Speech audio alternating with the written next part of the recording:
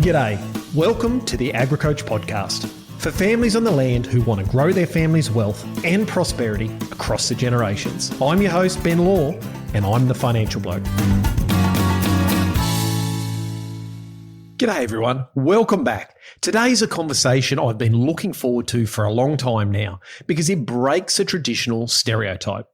Now, we tend to think that the next generation only really earns respect in a family by being on machinery, on the horses, or really just on the ground on farm. But the reality of modern agribusiness is that they need both operators and strategists, paddock work and office work, the mud and the spreadsheets. And very few families actually get that balance right, especially with the next generation. Our guest today is Andrew Conaghan, a great example of what happens when they do. Andrew doesn't actually live on farm. He lives in Melbourne, but he's a key driver of the business through finance, admin, audit, marketing, and systems and processes. He's also spearheaded the purchase and development of their feedlot management software program 2 years ago called Livestock Junction. But here's the part I really want listeners to hear. Andrew didn't wait to be offered the role. He didn't ask, how can I be part of the farm? He found a way quietly to create value, and the role, well, that just followed. But also the family as a whole was willing to say, we don't know how this will work, but you know what? Let's give it a crack. And I can tell you now, it's absolutely paid off. So in this episode, we're delving deep into how the evolution of modern farming families, where high performance isn't just horsepower, but it's also about brain power, and where the next generation earns their place not by waiting, but by building something the family didn't even know they needed. And for a bit of context, the Conaghans are one of our high-performing families in our mastermind group, and I've been working with them for about 3.5 years now. So I've had a front row seat into their journey. And what you'll hear today isn't just theory, it's lived, it's real, and it's continually evolving as they scale their business and strengthen their family at the same time. They run Barmount Feedlot in central North Queensland, a serious operation with a 10,000 head feedlot supported by a cropping enterprise, and thanks to the next generation, a software company as well. A family feedlot that also builds and sells technology that's not something you hear every day.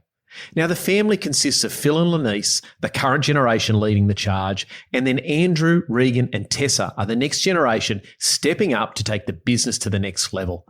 And they even have the 5th generation for the Barmount operation already on the ground, with little Lane, who's Regan's son, growing up all in the thick of this. Now, what I want you to remember is what really sets this family apart is they're no strangers to challenge. This hasn't always been easy, but they never shy away from the challenge of doing difficult things. I mean, running a feedlot, a cropping business, and a software company brings all sorts of pressure, decisions, and complexities that most families never face. But the Conaghans seem to run at problems rather than shying away from them. And that's the context Andrew grew up in. He knows the dust, the cattle, and the day-to-day realities of running a feedlot and farming operation. But instead of coming straight back into the business, he went away and studied IT and business management and built a career across software and also problem solving in multiple industries. And he's eventually returned with the skills the business didn't have, but in hindsight, ultimately needed. He didn't try and squeeze himself into an existing role. He looked for where he could create value in technology, systems, efficiency, and finance, and he built his place in the business from there. That's what ultimately led to the development of the fast-growing Livestock Junction software business. So with all that on the table, I'm excited to dig into this with a top young man in the industry. Andrew, welcome to the show, mate. Yeah, no, thanks, Ben, and thanks so much for having me. It's my first time appearing on a podcast, so you'll have to go easy on me, but I'm very excited. Oh, that's good, mate. Everyone that comes on here says they're really nervous, Ben, but when they finish, they all turn around and go, that wasn't that tough. So, yeah, we will definitely be kind. Awesome. No, thank you. Now, Andrew, I've given everyone a bit of a background on yourself and the family, et cetera, in the introductions, but I know your family story pretty well because I've worked with the family for 3 or 4 years now, which has gone so quick. But for everyone who's listening, you studied IT and business down in Brisbane after boarding school, and then you moved on to Melbourne post-uni, and you've been working in IT and project management ever since. Now, at the moment, and for the last number of years, you've been working remotely in the family business, which, to be blunt, isn't very normal in agriculture. So for everyone listening, can you just sort of give us a bit of a timeline? How the hell did that come about? Yeah, it's definitely not the most traditional pathway in ag, Ben. But yeah, a bit of background on me, I suppose. So I grew up and was raised on our beef cattle feedlot called Barmount Feedlot in central North Queensland. And it's located halfway between Rockhampton and Mackay. We're lucky enough to have a small primary school there, about 20 minutes away from the feedlot. So I spent my primary school years there before heading off to boarding school in Rockhampton for my senior school years. Like most farming kids, I suppose, Dad pretty much had us working every chance he could during the school holidays. So we were processing cattle in the yards. I was always the one on the computer, driving feed trucks, cleaning water troughs, shoveling out bunks, you name it, he had us doing it. So at the time, I probably would have much preferred to stay at home with mum, and I actually enjoyed my school holidays. But looking back, I think it gave us a really strong work ethic, a lot of drive and a real appreciation for what we do at home. But even through all of that, I suppose it became pretty clear to me early on that being hands-on on the ground at the feedlot wasn't something I really wanted to do longer term. I was more drawn to the IT side of things and the tech space. And the business. Yeah, which is definitely more my interest. So yeah, after boarding school, I ended up moving to Brisbane to study IT and business management at Queensland University of Technology. And throughout uni, I worked at McDonald's, started as a crew member there and worked my way up into management. And to be honest, it was actually such a great job. I learned so much from working there, made some of my closest friends at Macca's and who were all sort of studying as well. So, and yeah, in the business too, I had, the opportunity to grow, develop my skill set, manage people, learn quality assurance systems, manage inventory, all sorts of things. So that was really good. In my last year of uni, I then landed an internship in a credentialing software business for medical practitioners. So whenever a doctor or a nurse applies to work in a hospital or practice, there's a whole heap of checks and processes that need to be followed for them to be approved to work in the practice. And that's what our software helped to manage. So I learned how to deal with customers, train users with all different types of experience levels in computers on how to use the software. From there, I moved into a product specialist roles for a transport software company where we made systems predominantly for the bus industry. So it was more of a technical role where I got to work with, developers and IT sort of staff troubleshooting issues for users. And I absolutely loved it and got a heap of knowledge in how a big sort of software company runs. But around that time, our family business was going through some major changes as well. So my uncle left the business and mum and dad were gearing to take up the full operation. And my younger brother and sister were also talking about coming home as well. So yeah, I really wanted to be a part of that next chapter somehow that aligned with my skills and interests. I could see some pretty big opportunities in our IT systems, our quality assurance processes, which is a big part of a feedlot, our HR data and general system processes as well, areas that hadn't really been tapped into and parts that I thought I could add some value to. But I wasn't all that keen on relocating from Brisbane at the time and giving up my city life to live on the farm. So I floated the idea with mum and dad about joining the business in a remote capacity and taking on some of these projects. And yeah, to their credit, mum and dad were incredibly open-minded, even though none of us were really sure about how much work there'd be past the 6 to 12 month sort of mark. I think the original plan was that I'd do 6 months and then move to a part-time role and find some contracting work elsewhere. I remember that. I remember the conversations. Yeah. So yeah, we very quickly realized that there was and still is a never-ending list of projects, improvements and ideas that we want to implement. But yeah, around the time I also had the opportunity to move to Melbourne, which I absolutely love. It's definitely not the weather that keeps me here, but I think the choice of food and coffee definitely makes up for the weather.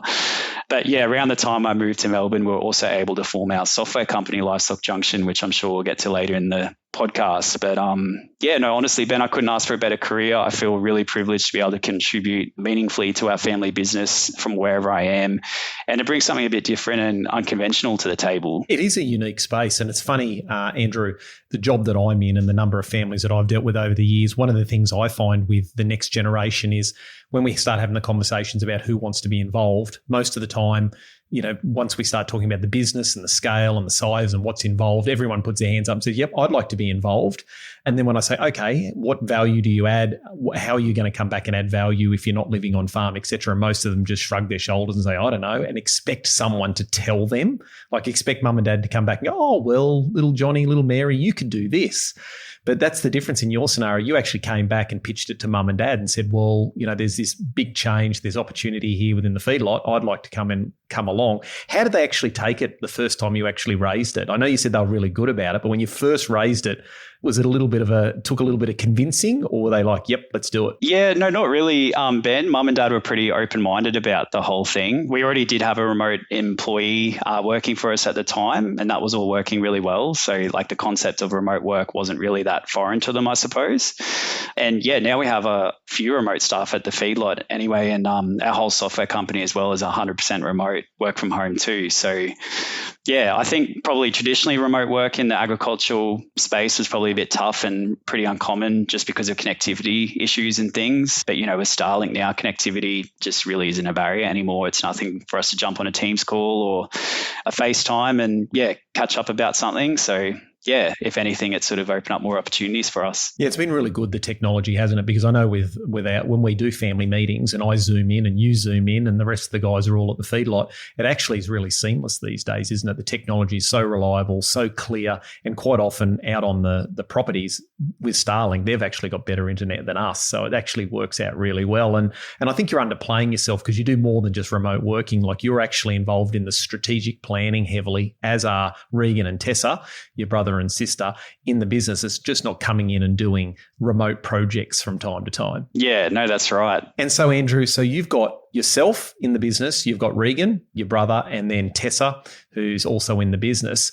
You've all got different roles. Can you just sort of flesh out for us, just at a high level, what your job roles are or what your responsibilities are individually? Yeah, definitely, Ben. And I know probably from the outside, it sounds like a bit of a recipe for disaster, having all three siblings plus mum and dad involved in the family business. But it has actually fallen into place really well for us. We're all so different, and that's honestly been one of our biggest strengths.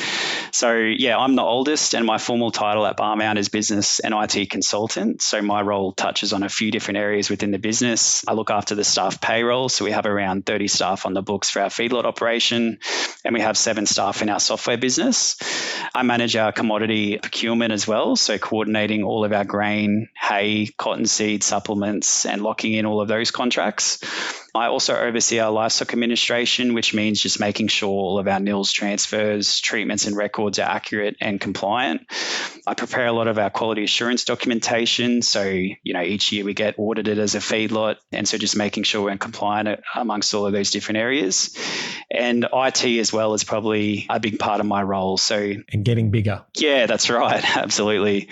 Yeah. So I do a bit of work with IT in the feedlot and of course, our software company, Livestock Junction, which is probably taking up most of my time these days. But also too, you liaise with your accountants, you're doing budgets and working on all your spreadsheets and those sorts of things as well too, aren't you? Yeah. Mum and dad have been really good with that. We've had exposure to all of that. So I sit in on the meetings with the accountants, prepare the budgets with dad, speak to our bank manager, all of that. So getting more into the financial controlling side as well. Which has been really interesting. So you've actually, because the traditional thing would be to think that someone works remotely wouldn't be that integral to the business. You would just be a bolt in, but all three of you are integral to the business because you have managed that side. And then we go on to Reg and Tessa. So what's Reg's role?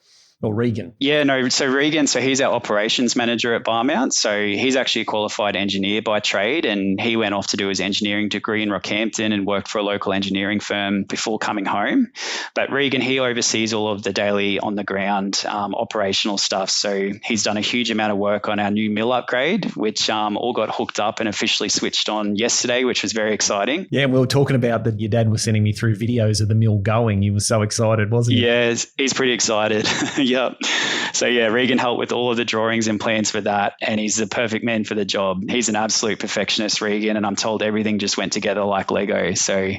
But on top of that as well, Regan also manages the farming side of our business. So he coordinates producing like our silage and other grains that we grow on farm that supplement the feedlot. And all the irrigation infrastructure attached to that. Yeah, exactly. That's right.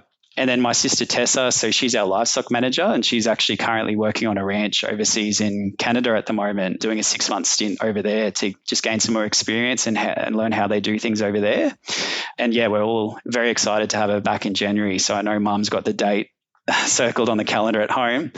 But Tessa's passion, she's definitely more into the livestock and animal health side of things. So Tess manages our livestock team of about 7 staff and works really closely with our cattle agents and clients and oversees animal welfare, livestock movements, inductions, all of that sort of thing that comes with the livestock side of our business. So even though we're all in the same business, we each have really distinct and clearly defined roles. And I think that's been a huge part about why it works so well. And we're not all trying to do the same job. We each take responsibility for our own areas, and all those areas align really well with our individual strengths and interests. So, and you don't tread on each other's toes. That's the greatest part, because obviously, the traditional way of looking at it, or the typical way, is 2 family members come back, they're trying to compete with each other to do the same job, working side by side. That's where the agitation, whereas you and Regan and Tess, essentially responsible for your own little dung heap, aren't you? Yeah, that's right, Ben. I think Mum was probably, in particular, could definitely see the potential for things to go wrong and with that. And like we've all seen what happens or what can happen in family businesses when communication breaks down and trust gets lost. So she was pretty determined that would be all sitting around the Christmas table together each year, and reached out to you a few years ago just to give us some help to set up like our goals and roadmap and all that sort of thing. So we ended up spending a couple of days in Rockhampton as a family, much to Dad's disgust at the time. He was, wasn't he? There's a million other things that could be done around the farm, but if you ask him now, he'll still tell you that, it's probably one of the best things we've ever done as a family. So, we're able to establish some really strong family values and business values as well. We laid out everyone's wants and needs, both for the current generation and future generation, and everything could be said in a safe space without judgment, which was really important. And the thing with it is, what I noticed about, like your mum, you're right. And if anyone wants to go back and listen to another episode, I did one with Mum Lanice Conaghan, last year, I think it was. I'll dig out the number. I can't remember what number it was, but there's one thing that Mum does really well is she anticipates the potential for these issues and heads them off at the gate, and wants to make sure that the strong family relationships are absolute paramount to the scenario. And I think whilst it's never always easy and not everyone gets along perfectly all the time, you guys have actually put in a lot of effort to make sure that you avoid most of the major problems that farming families seem to run into. Yeah, absolutely, Ben. And thank you a lot for that as well, for the help with all of that. That's okay. How do you find, Andrew, you stay aligned as siblings? Because obviously I've got to know you guys really well, and I don't think you could have picked 3 different personality types if you tried. No one or two of you are the same. You would almost genetically, you'd say you're completely different in personality types. So how, with those different personalities, how are you guys staying aligned and all on the same page so that we don't have one of you running off in a completely different direction? Yeah, no, that's a great question, Ben. And because our roles are very different. But interestingly, I think that's, one of the biggest reasons why we stay so aligned. We're not competing for the same responsibilities. Each of us has very clear ownership over our different areas, and that creates a lot of respect as well for what we each do and what we all bring to the table. But for us, I suppose the biggest thing has been communication. We try and talk a lot, sometimes formally, sometimes completely informally. We have our structured 6 weekly business meetings where we go through any updates, issues, priorities. And off the back of your summit, actually, we're just about to start having our family meetings as well, where we will talk more about our well-being and how the family are going rather than just business and strategy. So even though Regan is on the ground running operations, Tess is in livestock, and I'm more on the business and tech side, we all understand how interconnected these areas are. And if one piece isn't working properly, it affects all of us. And I think that helps us stay aligned as well. So I suppose we've also learned each other's strengths too. Regan's an engineer and an absolute perfectionist. His eye for detail and design is like no other. And Tess is brilliant on the animal health and with people. And she's done a lot of work with her livestock team, upskilling them and learning ways to become a great manager. And I'm more about systems, QA processes and strategy. So, and look, we're siblings, so of course we disagree sometimes, but because we've all grown up together and trust each other, we get through things quickly. There's no ego or anything. And at the end of the day, we all generally want the same outcome for the business, and that shared goal keeps us aligned more than anything. And that was the interesting part, because we had our strategic advisory board earlier this week. And one of the things was talking about the future direction of the business and the fact that the next generation have got to drive that next stage, because as mum and dad are getting up in their 50s, they've said they don't want to be pushing things as hard as they have for the last 10 years. And so seeing you guys in the room actually having your say about where we should go in the future. That must be fairly fulfilling, because I know I consistently speak to people that say mum and dad don't actually let us have any say in the future. We wish they would, whereas you guys do work collaboratively and mum and dad actually listen to what you guys have got to say. Do you feel like that's the case? Yeah, absolutely, Ben. Yeah, like in that meeting, you know, mum and dad sort of put their hands up and said, hang on, this is something that's going to affect the future generation. Is this actually something that they want to do? And yeah, it's great that we're all on the same page and yeah, work together. So awesome. Now, high-performing families don't sit around waiting for succession to turn into a crisis. They prepare early, 5, 10 and sometimes 15 years before anyone's talking retirement. That's what the dozen families at our last Roadmap workshop came to do, and they rated it 9.5 out of 10, with feedback like, I finally understand where I fit. We've got structure and clarity now, and we should have done this years ago. They walked in uncertain. They walked out aligned, confident and energised about the future. And for some, it was the first time they'd ever sat down as a family and talked about what comes next. We ran 4 Roadmap workshops this year, and every single one sold out. The most recent one was almost entirely families who were on the wait list. In 2026, I've only got capacity to run 2 of them, and they will sell out again. So if you want first crack at the seats when dates open, get on the wait list now. Join agricoach.com.au/take action. That's www.agricoach.com.au/take action. All right, let's get back to the episode. LJ, Livestock Junction. I love this story, Andrew. I mean, I remember the first day you came into a family meeting with this, and I looked at it and went, oh, that sounds like a cracking idea.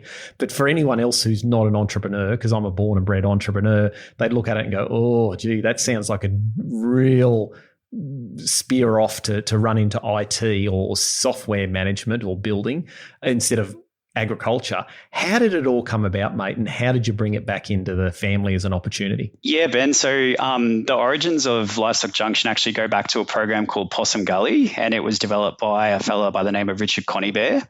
And I suppose I just want to acknowledge Richard if he's listening, because Richard gave such an incredible opportunity with the software. We've been using Possum Gully in our own feedlot for more than 20 years now, and Richard was always so incredibly ahead of his time with what he developed. I actually remember Richard coming out to Barmount when I was a little kid to install the program at Barmount, and he had his laptop open at the kitchen table with all the code on his screen, and I was absolutely fascinated. So fast forward to when I joined the business, one of the key risks that I identified was our dependency on that software. So, you know, if something ever happened to Richard or if he ever stopped supporting it, we didn't know what his succession plans were, and we relied heavily on that feedlot management software. It's pretty much the backbone of our operation. So it felt like a huge risk, but one that ended up turning into a huge opportunity. So I remember sitting in that room in Rockhampton with you, Ben, and the family, and raising the risk and potential opportunity of approaching Richard to see if he was interested in selling the program, which was something really different to what we do. I mean, we run a feedlot, not a software business, but it tied in really nice and complemented well with the feedlot. So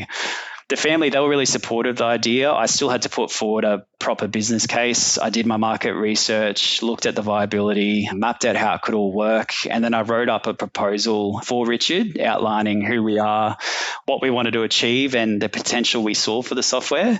I think I had you read through it a few times, Ben, and I then remember very nervously organising that meeting with Richard to put forward my idea and proposal, having everything crossed, hoping that he would consider it. And thankfully Richard was very open to the idea. And at the end of 2023, we officially acquired the software and rebranded it to Livestock Junction.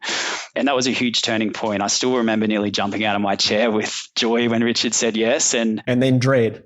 Yeah, exactly. I was just going to say, once the excitement settled, I started to feel this huge sense of responsibility. Like Richard had put decades worth of work into this program. He trusted us with his clients, and they all depended on the program just like we did at Barmount. And our family business also had just made a significant investment in the software. So it was a pretty big responsibility. But since then, it's honestly been an amazing journey. We've expanded our client base significantly. So we have customers now right across Australia. Actually, one of my staff members is currently over in Western Australia as we speak, doing an installation and training with a client over there. We have cattle and sheep feedlots on the program, livestock producers of all sizes, even a university now that's using the software to track all sorts of species, including fish. So and we've grown our team. So it just started with me, and I'm incredibly proud of them all. So our team's all spread out throughout Oakey, Monto, Brisbane, and Melbourne, all working remotely. And every one of them does a fantastic job at what they do. And yeah, we're building more in the software now, working on an app as well, which we're very excited to launch. So yeah. So how did you get buy-in from the whole family? Because explain how that happened, because again, it's like a diversion away from the business. It's something they're not used to. We have to put some money into this to get it up and running. We're, backing you because you're part of the family and they love you, but they also go, geez, we've got to make this work. How did you get buy-in from the family? What do you think the pitch was that got them across the line? Yeah, well, in the end, Ben, I think it became a bit of a no-brainer. Like, we're already using the program within our own feedlot, and it was such a valuable tool. And there wasn't really much else out there that does what it does. And so the way we saw it was we had two choices. Either we take it on, give it a real crack, and if it didn't take off commercially, at least we still owned an incredible, valuable piece of software for our own business. Or we do nothing and just cross that bridge when Richard decided, what he wanted to do with the program. And yeah, acquiring Possum Gully was by far the smarter option. But yeah, I did my market research, put together a business case and presented it to the family in one of our family meetings, and they were very supportive. Regan actually designed our logo, which I think is pretty cool. So it's a L and a J together, and Tess uses the program day to day. So she's constantly sending me through new ideas and ways we can improve. And Mum actually helped me come up with the name Livestock Junction. So the idea being that everything meets at the junction, everything comes together. And then Dad, he's my guinea pig. So if something needs stress testing to see if someone can break it, he's my man. So in the end, everyone in the family played a part, and yeah, everyone really got behind it. So, and that's the value, isn't it? I mean, that's where, for me, looking in originally, as I saw the opportunity, was that not only do you have the skills to be able to manage the team of developers and installers and things like that, and understand the industry, but then you can stress test it within the business. And I know you and Tess have worked really hard. Every time something comes back in and she goes, this is a bit clunky, this doesn't quite work, we'd like this thing, you're straight Johnny on the spot, fix it, upgrade it, and then that rolls out across all the other clients using it, which will most likely be having the same problem. Yeah, exactly right, Ben. Yeah, we're always open to feedback, and Barmout's a good guinea pig test site, and they always give me brutally honest feedback. Yeah, I'm sure they do. And again, that's where the balance of having different personality types, and with Dad, like he's a bit of a hard taskmaster, your dad, isn't he? He's not going to pull any punches when he tells you whether it's working or not. That's right. Yeah, he's very black and white. Yep. Cool. And so Andrew, how many feedlots in Australia did you start with, and how many are you actually looking after now? Yeah, Ben. So when we took over from Richard, we had just over 20 clients on the software. And yeah, now just before Christmas, we're putting on a few extra ones just in the nick of time, but we'll be clocking just over 50 different feedlots and livestock producers all around the country. And that's a huge jump in customers, especially you've not only, I hesitate to say rebuilt the software, but refined and improved over time. But then you've rolled it out to all those people, and predominantly that was just you doing it. So what was the first step, mate, to actually thinking, geez, this is going to be too big for just Andrew doing that and the Barmount side?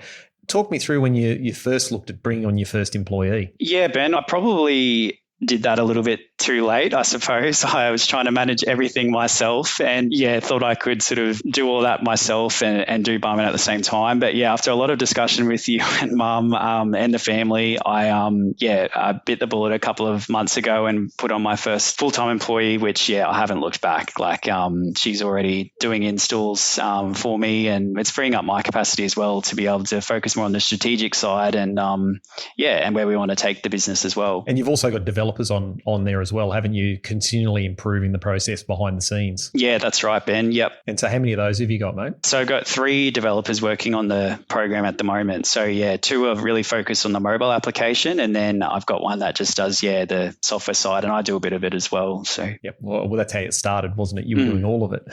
And I think there's some real value in that, isn't there? Is actually, if you start from the bottom and do everything, the danger is you continually get dragged back into the business. That's how I've always done things, but it allows you to understand everyone's role and to be able to hold them accountable, but also know when you need to scale up your resources. Yeah, absolutely. That's right. And so are you happy where you are now with 50 feedlots, Andrew? I am, Ben, but yeah, definitely looking to continue to grow and expand. So yeah, bring it on.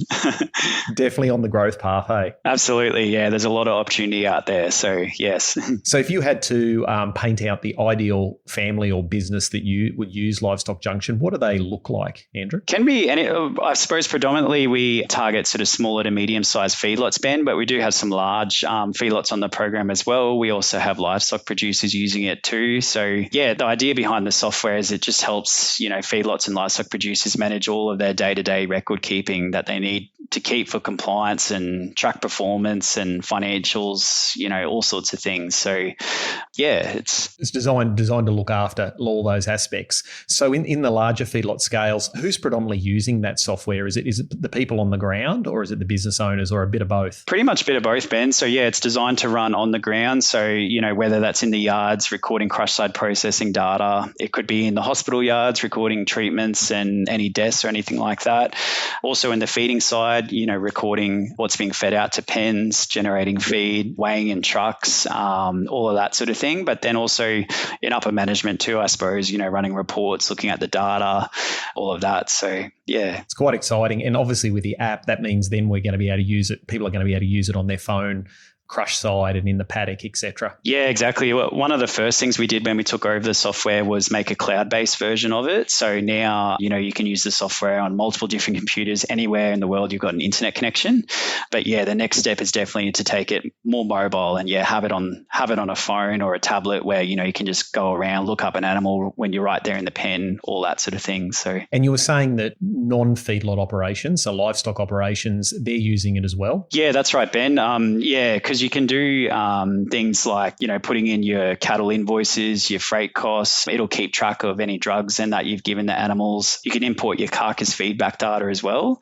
So you can start to see, down on an individual animal, what you're making on that animal. You can also do things like start to rank your cattle producers and see, which producers are giving you the best profit or yield, all that sort of thing. So yeah, there's a lot of data that, you can start to see can be quite valuable coming from it. And so if I pull Phil aside, your dad, and said, what's the value of Livestock Junction to him, what do you think he'd say, mate? He'd probably say just the worry-free part of it. So he knows, all the staff are using it day to day. He can just jump in at any time. It's one simple, easy-to-use program that he can just log in and see exactly where everything's at. He knows, everything's done right. We're compliant with quality assurance. Mum can then invoice out any of our custom feeding clients as well. We can run reports on performance. Yeah, all sorts of things. And so what's the next stage look like, Andrew, for LJ? And then I'm going to come back to Barmount. Yeah, I think, the next stage is definitely the mobile app. That's next on our hit list. But then we're also building a lot more into the program as well. So it's already quite comprehensive, but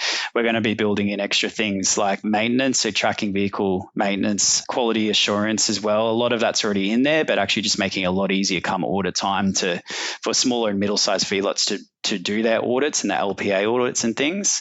Yeah, and we've got a few other little things in the pipeline as well. Yeah, we'll keep those secret for now, hey? Yeah. And I mean, the audit, just to touch on that, is back as a financial advisor, we used to dread the audit time because auditors come around and they check everything and find every little thing in every nook and cranny. Livestock Junction, I know, talking to your mum, because both yourself and your mum handle the audits predominantly, don't you? And so LJ, you've designed and built and used heavily to be able to make sure you're getting good quality data, good quality records, so that when an audit comes around, it's far less stressful. Absolutely, Ben. Yeah, the audits used to take pretty much a full day. And now with Livestock Junction, you can just pretty much have it all up on the laptop. The auditor just goes through their little checklist and looks at the information we've got captured. So yeah, it makes it a lot easier to produce the records that we need for the auditor and remain compliant. Which is obviously a big stress relief, I suppose, for most businesses to know that they've got it all at their fingertips, and when the auditor turns up, it's not going to turn into a disaster. That's right, Ben. Yeah, a lot of our clients are sort of smaller to middle-sized feedlots. Like some of our clients are just a mum and dad sort of show. So to prepare for those audits is a huge task, and having the software be able to take a lot of that stress out because they're doing they're capturing that information day to day really helps. So Andrew, if we run back full circle back to the beginning when we talked about this, as I said, I get a lot of the next generation we see out there is they'll say, hey, I'd love to be involved in the farming business or the agribusiness,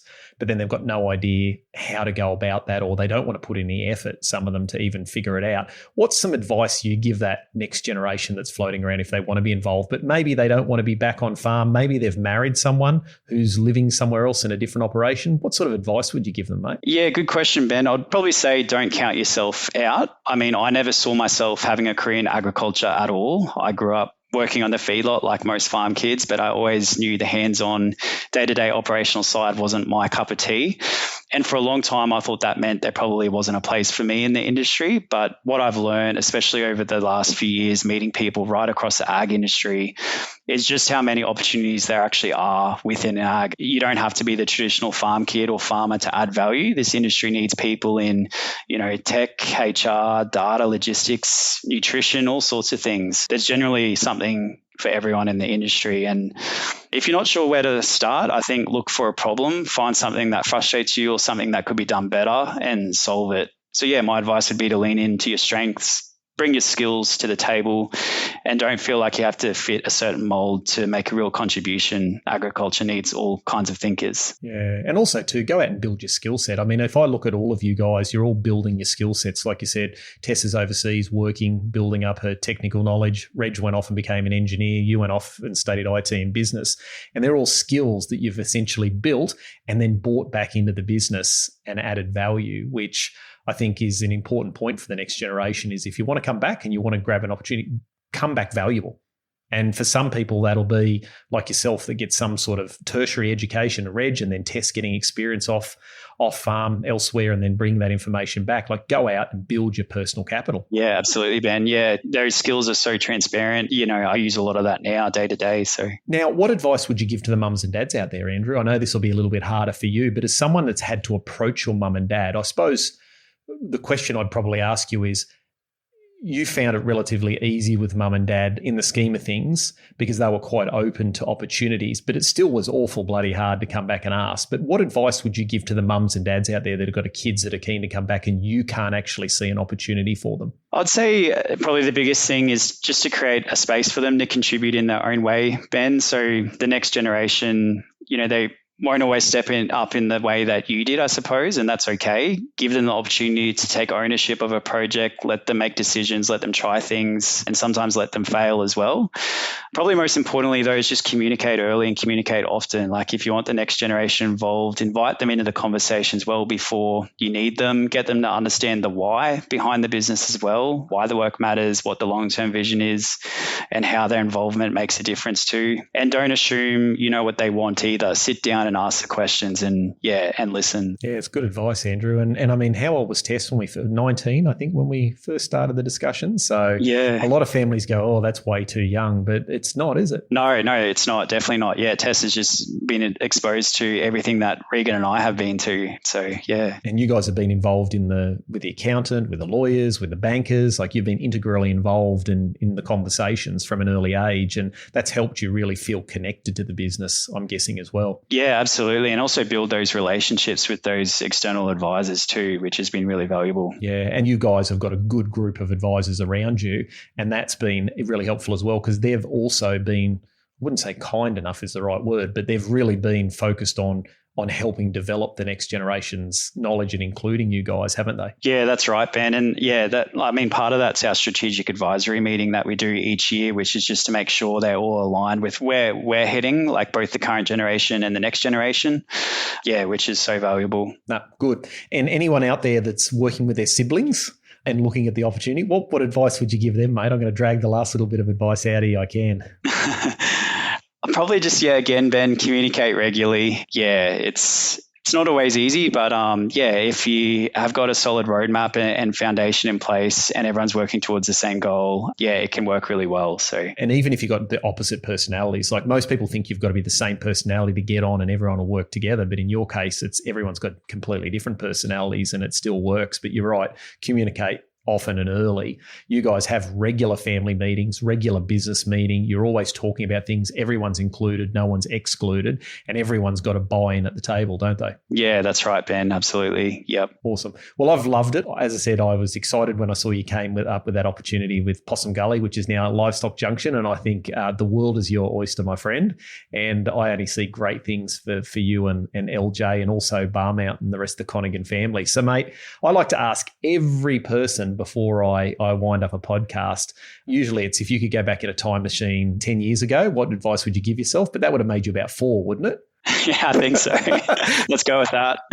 So if you could go back in a time machine, let's say until your early 20s. So your early 20s, what bit of advice would you give young Andrew? I'd probably tell my younger self to back myself a bit more and just to trust your gut. I've never been the most sort of confident person, and in the past I'd often shy away from opportunities simply because they felt a little unknown or a bit scary.